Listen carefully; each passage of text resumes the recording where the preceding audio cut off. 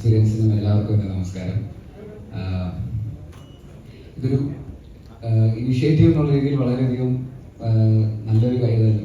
Writers union FEFKA എന്നൊക്കെ പറയുമ്പോൾ നമുക്ക് എപ്പോഴും പ്രശ്നപരിഹാരങ്ങളോ അല്ലെങ്കിൽ എന്തെങ്കിലും ഇഷ്യൂ സോൾവ് ചെയ്യുക എന്നുള്ളതിൻ്റെയൊക്കെ അപ്പുറത്തേക്ക് ഈ പറയുന്ന പോലെ കുറച്ചുകൂടെ ക്രിയേറ്റീവിലും അല്ലാതെയൊക്കെ എന്താ പറയുക അപ്സ്കിൽ ചെയ്യാനൊക്കെയുള്ള ഓപ്പർച്യൂണിറ്റീസ് പുതിയ ആൾക്കാർക്ക് മാത്രമല്ല നമ്മുടെ ഇടയിലുള്ള ആൾക്കാർക്കും ഓൾറെഡി എസ്റ്റാബ്ലിഷ്ഡ് ആയിട്ടുള്ള ആൾക്കാർക്ക് പോലും ഒരു അപ്സ്കില്ലിങ്ങിൻ്റെ ഒക്കെ ഭാഗമായിട്ട് ഇത്തരത്തിലുള്ള ഇനിഷ്യേറ്റീവ്സ് കൂടുതൽ സംഘടിപ്പിക്കപ്പെടണം എന്നുള്ളത് തന്നെയാണ് എൻ്റെ വ്യക്തിപരമായിട്ടുള്ള ഒരു ആവശ്യം. കാരണം സിനിമ എന്നുള്ള ഒരു മാധ്യമത്തിലേക്ക് ഞാൻ വന്നപ്പോൾ ഇതിൻ്റെ ടെക്നിക്കാലിറ്റീസിനെ കുറിച്ച് അത്ര വലിയ ധാരണയൊന്നും ഉണ്ടായിരുന്ന ഒരാളല്ല ഞാൻ.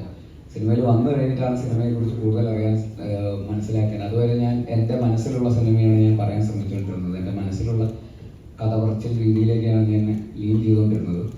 അപ്പോൾ ഒന്ന് രണ്ട് സിനിമ കഴിഞ്ഞപ്പോഴാണ് ഇതിൻ്റെ ടെക്നിക്കാലിറ്റീസും ഏറ്റവും എൻ്റെ കരിയറിനെ ഏറ്റവും കൂടുതൽ ഇൻഫ്ലുവൻസ് ചെയ്ത ഒരു ലേണിംഗ് എന്ന് പറയുന്നത് സ്ക്രീൻ റൈറ്റിംഗ് ഇതിനെ കുറിച്ച് പഠിക്കുക എന്ന് പറയുന്ന ഒരു പ്രോസസ്സാണ്. അതാണ് പണി തുടങ്ങിയിട്ട് കുറെ വർഷമായി ഒരു സ്ക്രിപ്റ്റ് എഴുതി തീർന്നിട്ടില്ല. ചേട്ടൻ ഇതൊക്കെ പഠിച്ചിട്ടുണ്ടെന്ന് പറഞ്ഞോണ്ട് ചോദിക്കുക, ചേട്ടനെ റൈറ്റിംഗിലേക്ക് ബ്ലോക്ക് ചെയ്യുന്ന സാധനം എന്താ? എന്തില്ല, കോൺസെൻട്രേഷൻ ഇല്ലാത്തതുകൊണ്ടാണോ? അത് ഫോക്കസ് അത്രയും നേരെ ഇരുന്ന പണി എന്താണ് ചേട്ടനെ റൈറ്റിംഗിൽ സ്റ്റോപ്പ് ചെയ്യുന്ന സാധനം? അല്ല, എന്നെ സ്റ്റോപ്പ് ചെയ്യാറില്ല. ഞാനും റൈറ്റേഴ്സിന്റെ കൂടെ തന്നെ ഇരിക്കാറുണ്ട് തീർച്ചയായിട്ടും. അപ്പോൾ ഈ ഞാൻ വർക്ക് ചെയ്തിട്ടുള്ള എല്ലാ സിനിമകളിലും റൈറ്റേഴ്സിന്റെ കൂടെ തന്നെ വർക്ക് ചെയ്ത തന്നെയുള്ള രീതിയിലാണ്. ഒറ്റയ്ക്ക് സ്ക്രിപ്റ്റ് എഴുതണത് സ്ക്രിപ്റ്റ് ഞാൻ ആക്ടിങ്ങും ഒക്കെ ഉള്ളത് കൊണ്ട് ഇതിന്റെ കംപ്ലീറ്റ് ആയിട്ട് അതിന്റെ കൂടെ ബിസി ആയതുകൊണ്ട് മാത്രം ഇല്ലെങ്കിൽ ഞാനും ശ്രമിച്ചേനെ തീർച്ചയായിട്ടും. അതിലൊരു സംശയമില്ല. ഇതൊക്കെ തന്നെയാണ് അതിന്റെ തിരക്കുകൾക്കിടയിൽ. അപ്പോൾ ഒരു ബാലൻസ് ആണല്ലോ നമുക്ക് റൈറ്റേഴ്സുമായിട്ട് ഇടയ്ക്കിടയ്ക്ക്. അപ്പോഴേ കുറച്ചുകൂടെ ബെറ്റർ ആവും. ചിലപ്പോൾ അവരൊരു ആലോചന വന്നിട്ട് നമ്മുടെ അടുത്ത് വന്ന് ബൗൺസ് ചെയ്യുമ്പോൾ ചിലപ്പോൾ നമുക്ക് വേറൊരു പെർസ്പെക്റ്റീവ് ആലോചിക്കാൻ പറ്റുമായിരിക്കും. നമ്മൾ അതിൻ്റെ അകത്ത് തന്നെ നിന്ന് കഴിയുമ്പോൾ ചിലപ്പോൾ നമുക്ക് അതിൽ നമ്മളങ്ങ് ഡിസൈഡ് ആയി പോയിട്ട് നമ്മൾ അതാണ് ശരിയെന്ന് വിചാരിച്ചിരിക്കുമായിരിക്കും. അപ്പോൾ ഈ ഒരു പ്രിൻസിപ്പൾസ് ഭയങ്കര കടിച്ചു പിടിച്ചിരിക്കുമ്പോൾ എഴുത്തങ്ങനെ നടക്കുന്നുണ്ട്. ഇല്ല, റൂൾസ് ഞാൻ പറയുന്നത് റൂൾസ് എപ്പോഴും റൂൾസിനെ ഫോളോ ചെയ്യണമെന്നില്ല. റൂൾസ് നമുക്ക് അറിഞ്ഞിരിക്കാൻ വേണ്ടി മാത്രമാണ് റൂൾസ് എന്ന് പറയുന്നത്. അറിഞ്ഞിട്ടുള്ള റൂൾസിനെ ബ്രേക്ക് ചെയ്യുമ്പോഴാണ് പുതിയ തരത്തിലുള്ള എക്സ്പെരിമെന്റും പുതിയ തരത്തിലുള്ള സിനിമകളും ഉണ്ടാകുന്നത്. പക്ഷെ റൂൾസ് ഫോളോ ചെയ്യണമെന്ന് ഞാൻ ഒരു പരിധി വരെ വിശ്വസിക്കുന്നു. കാരണം സിനിമയ്ക്ക് എഴുതുക എന്ന് പറയുന്നതിന് വേറെ തന്നെ ഒരു ആർട്ടാണ്. അത് ഇപ്പോൾ നല്ല ഒരു സാഹിത്യം, ഒരു നോവലോ ഒരു കഥയോ എഴുതുന്ന പോലെയല്ല സ്ക്രീനിന് വേണ്ടി എഴുതുക എന്ന് പറയുന്നത്. അതിനൊരു ടെക്നിക്കൽ സൈഡ് ഒരുപാട് വേറെ തരത്തിലുള്ള ഈ പറയുന്ന ബുക്കുകളൊക്കെ വായിക്കുമ്പോൾ നമുക്കറിയാം അതിൻ്റെ അകത്തുള്ള പലതരത്തിലുള്ള ടെക്നിക്കാലിറ്റീസിനെ കുറിച്ച് നമുക്ക് മനസ്സിലാവുന്നത് അങ്ങനെയായിരിക്കും. അപ്പം അതിന് വേണ്ടിയിട്ടുള്ള എഴുത്തെന്ന് പറയുന്നത് വേറെ തരത്തിലുള്ള എഴുത്താണ്. അപ്പോൾ തീർച്ചയായിട്ടും റൂൾസ് ഫോളോ ചെയ്യണം. പക്ഷെ റൂൾസിന് വേണ്ടി മാത്രം നമ്മൾ സ്റ്റിക്ക് ഓൺ ചെയ്താൽ അതൊരു ഭയങ്കര ഒട്ടും ഓർഗാനിക് ആയിട്ടുള്ള ഒരു സിനിമയാവില്ല. ഭയങ്കര മെക്കാനിക്കൽ, നമ്മളിങ്ങനെ ഒരു എന്താ പറയുക ഇത് എഴുതാൻ വേണ്ടി ഭയങ്കര എഞ്ചിനീയർഡ് സിനിമയായിട്ട് മാറും. അഭിനയിപ്പിക്കാനായിരിക്കും ശരി, താരത് ആക്ട് ചെയ്യാനായിരിക്കും ശരി, ഇതിലെല്ലാം റിജക്ട് ചെയ്യുന്നതായിരിക്കും കൂടുതൽ വരിക. ഈ റിജക്ഷൻ സംഭവിക്കുന്നത് ഈ സിനിമ എവിടെയൊക്കെ എടുത്തതായിട്ട് ഫീൽ ചെയ്യുന്നത് കൊണ്ടാണോ, അതിൽ അതിലൊരു ഡിഫറൻറ്റും ഇല്ലാത്തത് കൊണ്ടോ USB ഇല്ലാത്തത് കൊണ്ടാണോ? അല്ല, എല്ലാം ഇതിൻ്റെ അകത്ത് കാരണം തന്നെയാണ്. ഈ പറയുന്ന നമ്മൾ ചിലപ്പോൾ കണ്ടിട്ടുള്ള അല്ലെങ്കിൽ ഒരുപാട് ഓവർ യൂസ്ഡ് ആയിട്ടുള്ള ഒരു ടെംപ്ലേറ്റ് ആയിരിക്കാം. നമ്മൾ കുറേ ക്ലീഷേഴ്സ് ഉണ്ടാവുമായിരിക്കാം. അതൊരു റീസൺ ആയിരിക്കാം. അല്ലെങ്കിൽ അത് ആ സിനിമ എന്നുള്ള രീതിയിൽ വർക്ക് ആവാത്തതുകൊണ്ടായിരിക്കാം. ഈ പറയുന്ന അതിൻ്റെ അകത്തൊരു ടെക്നിക്കാലിറ്റി ഒന്നും ചിലപ്പോൾ ഫോളോ ചെയ്യുന്നുണ്ടാവില്ല. ചിലപ്പോൾ അതിൻ്റെ ഐഡിയ എക്സൈറ്റിംഗ് ആയിരിക്കില്ല. ചിലപ്പോൾ അല്ലെങ്കിൽ എനിക്ക് ആസ് എ ക്യാരക്ടർ അതിൻ്റെ അകത്തൊരു പ്രത്യേക കോൺട്രിബ്യൂഷൻ ഒന്നും ചെയ്യാൻ പറ്റുന്നുണ്ടാവില്ല. ചിലപ്പോൾ കഥയെ ഡ്രൈവ് ചെയ്യുന്ന ഒരാളെ ആയിരിക്കില്ല ഞാൻ എൻ്റെ ക്യാരക്ടറിനെ എടുത്ത് മാറ്റിയാലും ആ സിനിമ സംഭവിക്കും എന്ന് പറയുന്ന സ്ക്രിപ്റ്റുകളും ഉണ്ടാവും. അപ്പം അങ്ങനെ എല്ലാ രീതിയിലുള്ള റീസൺസും ഉണ്ട്. അപ്പോൾ അതിനൊരു കൃത്യമായിട്ടുള്ള ഇതുകൊണ്ടാണ് ആ സിനിമ റിജക്ട് ചെയ്യപ്പെടുന്നതൊന്നുമില്ല. അതുപോലെ തന്നെ കലാപരമായി ഷോർട്ട് ഡിവിഷനുകളിലുണ്ടായ മാറ്റങ്ങൾ, അറിവിന്റെ വികാസവും കലാപരമായ സന്തോഷവും, ഇതൊന്ന് ചുരുക്കി ഒന്ന് പറയാമോ?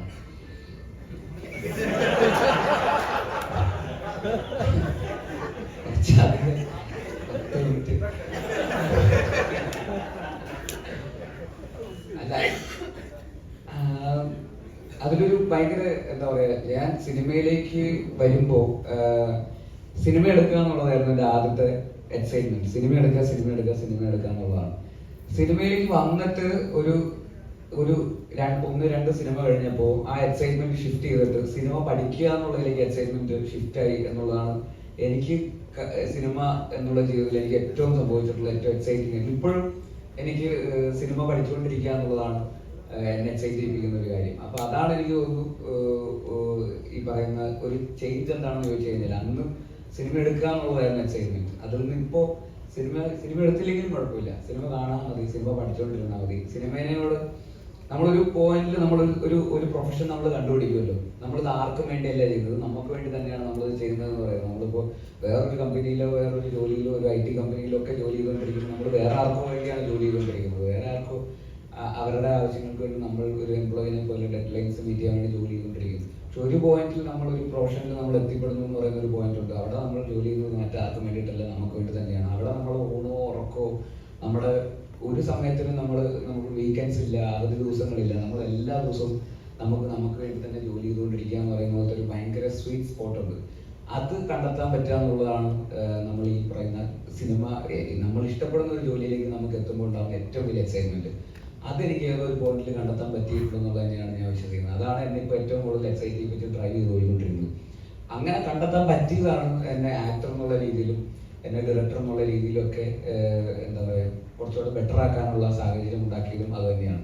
ഞാൻ ഒരു കംഫോർട്ട് സോണിൻ്റെ അകത്ത് തന്നെ നിന്നിട്ട് ഒരു ടെംപ്ലേറ്റിൻ്റെ അകത്ത് തന്നെയുള്ള കുറേ സിനിമകൾ ചെയ്യാനുള്ള ശ്രമം നടത്തിയിരുന്നെങ്കിൽ ചിലപ്പോൾ ഞാൻ ഒരു പോയിന്റിൻ്റെ അപ്പുറത്തേക്ക് എനിക്ക് ചിലപ്പോൾ പോകാൻ പറ്റില്ലായിരുന്നു എന്ന് ഞാൻ വിശ്വസിക്കുന്നു. പക്ഷേ ഇപ്പോഴും എൻ്റെ ആസ്പിറേഷൻസ് ഞാൻ വലുതാക്കി തന്നെയാണ് വെച്ചിരിക്കുന്നത്. ഇനിയും ഇത്രയും കുറേ പോകാനുണ്ട്, ഇനി ഒരുപാട് bigger things to do, larger things to do, long way to go എന്ന് തന്നെയാണ് ഞാൻ വിശ്വസിക്കുന്നത്. അതിനുവേണ്ടി തന്നെയാണ് ജോലി ചെയ്തുകൊണ്ടിരിക്കുന്നത്. അതുകൊണ്ട് അതിലൊരു ആത്മാർത്ഥത കുറവില്ല, സത്യസന്ധമായിട്ട് അതിനുവേണ്ടി തന്നെ കഷ്ടപ്പെട്ട് പണിയെടുത്തുകൊണ്ടിരിക്കുന്നുണ്ട്. സ്ഥിരമായിട്ട് ഞാൻ പഠിച്ചുകൊണ്ടിരിക്കുന്നുണ്ട്. പഠനം അതിൻ്റെ ഭാഗമായിട്ട് തന്നെ കൊണ്ടുപോകുക എന്നുള്ളത് തന്നെയാണ് ഞാൻ വിശ്വസിക്കുന്നത്. അപ്പോൾ ആ ഒരു പഠനത്തിന് നമുക്ക് ഒരിക്കലും ബോറടി അല്ലാത്ത ഒരു പോയിന്റിൽ നമുക്ക് കണ്ടെത്താൻ കഴിയും എന്നുള്ളത് തന്നെയാണ് എനിക്ക് തമ്മിലുള്ള വ്യത്യാസം.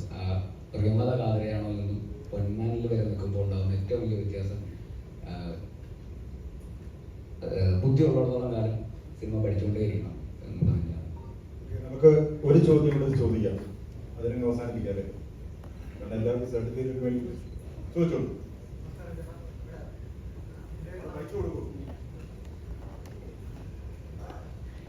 നമസ്കാരം, എൻ്റെ പേര് നവനീത്. അപ്പോൾ ചോദിക്കാനുള്ള ചോദ്യം എന്താണെന്ന് വെച്ചാൽ, ചേട്ടൻ കുഞ്ഞിരാമായണത്തില് ആദ്യമായിട്ടാണല്ലോ പോയി ചെയ്യുന്നത്. അപ്പൊ അതിനു മുമ്പ് ജസ്റ്റ് പറഞ്ഞിട്ടുള്ളത് ക്ലാപ്പ് പിടിച്ച് മാത്രം നടന്ന ഒരു പരിചയം മാത്രമേ ഉണ്ടെന്നാ പറഞ്ഞിട്ടുള്ളത് സെറ്റില്.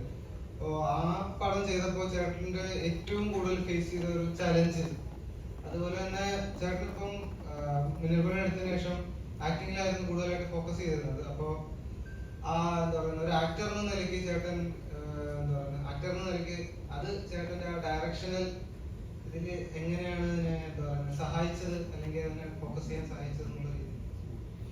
ആദ്യത്തെ സിനിമയെ കുറിച്ച് പറയുമ്പോൾ ഇപ്പോഴും ഞാൻ പറയാണ്, ഒട്ടും ചലഞ്ച് ഇല്ലാതിരുന്ന സിനിമ ആദ്യത്തെ സിനിമയാണ്. ആദ്യത്തെ സിനിമ ചെയ്യാൻ ഒരു ബുദ്ധിമുട്ടും ഉണ്ടായിരുന്നില്ല, നമുക്കൊന്നും നഷ്ടപ്പെടാനില്ല. നമുക്ക് നല്ലൊരു കഥ എഴുതുക എന്നുള്ളത്, എടുക്കുക എന്നുള്ളത് മാത്രമേ ഉള്ളൂ. പിന്നെ ഇവിടെ പിടിച്ചു നിൽക്കുക എന്നുള്ളതാണ് ഏറ്റവും വലിയ ചലഞ്ച്. അപ്പൊ ഏറ്റവും കൂടുതൽ ചലഞ്ച് ഇനിയും വരാൻ പോകുന്ന അടുത്ത സിനിമയിലേക്കായിരിക്കും ഇനി ഏറ്റവും കൂടുതൽ ചലഞ്ച് എന്ന് എനിക്ക് തോന്നുന്നു. അപ്പൊ ആദ്യത്തെ സിനിമയിൽ ചലഞ്ചിനെ കുറിച്ച് എനിക്ക് പ്രത്യേകിച്ചൊന്നും പറയാനില്ല. ഞാൻ ഏറ്റവും ഈസി ആയിട്ടും സന്തോഷത്തോടെ ഷൂട്ട് ചെയ്ത സിനിമ ആദ്യത്തെ സിനിമയാണ്. പിന്നെ ഒരിക്കലും അത്രയും സന്തോഷത്തോടെ ഒരു സിനിമയും ഷൂട്ട് ചെയ്യാൻ പറ്റിയിട്ടില്ല, അതിൻ്റെതായിട്ടുള്ള പ്രഷറും റെസ്പോൺസിബിലിറ്റിയും ടെൻഷൻ എന്നൊക്കെ പറഞ്ഞിട്ട്. പിന്നെ ആക്ടർ എന്നുള്ള രീതിയിൽ ഡയറക്ടർ എന്നുള്ള രീതിയിലേക്ക് ഒരു കോൺട്രിബ്യൂഷൻ എന്ന് പറയുമ്പോൾ നമ്മൾ അഭിനയിക്കുന്ന സിനിമകളുടെ അതിന്റെ ടെക്നീഷ്യൻസുമായിട്ടുള്ള ഒരു കൊളാബറേഷൻ ഉണ്ടല്ലോ. അപ്പൊ അവരുടെ ഫീഡ്ബാക്കുകളും ഇപ്പൊ ചില അഭിനയിക്കുന്ന സിനിമകളിലൊക്കെ അതിന്റെ ഡയറക്ടേഴ്സ് നമ്മുടെ അടുത്ത് എങ്ങനെ ഫീഡ്ബാക്ക് പറയുന്നു എന്നൊക്കെ ഉള്ളതൊക്കെ, അല്ലെങ്കിൽ അവരതെങ്ങനെ ആലോചിക്കുന്നു. നമ്മൾ കഥ കേൾക്കുമ്പോൾ, ഒരു സ്ക്രിപ്റ്റ് നരേഷൻ കേൾക്കുമ്പോൾ നമ്മുടെ മനസ്സിലൊരു സിനിമ ഉണ്ടാവും. ചിലപ്പോൾ അവർ അതുപോലെ തന്നെയുള്ള ഒരു സിനിമയായിരിക്കും അവരെടുക്കുന്നുണ്ടാവുക, ചിലപ്പോൾ അവർ അതിലും മികച്ചൊരു സിനിമയായിരിക്കും അവരതെടുക്കുന്നുണ്ടാവുക.